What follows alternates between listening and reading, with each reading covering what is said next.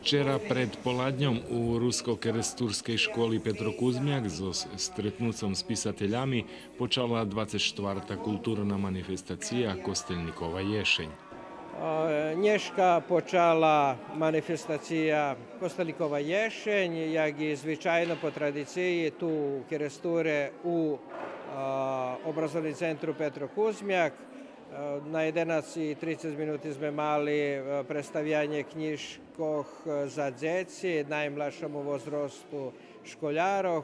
Već sme mali predstavljanje knjižkoh za mladih, odnosno gimnazijalcom. Tu sme predstavili knjižku Saše Sabadoša, Sebastijana Njaradija i drugi naše knjižke z produkcije, ali to sme bardziej fokusirali.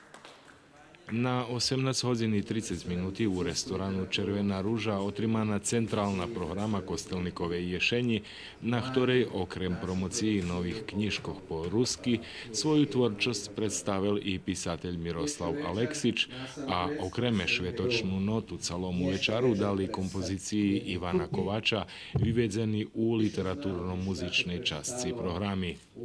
Akcent tohoročnej programy manifestácií na promocii nových knižkoch na ruskim jazyku i stretnúcov so spisateľami, jak i muzično-literatúrnych večaroch a otrimuje še u znaku 80 ročnici narodzenia našeho kompozitora Ivana Kovača.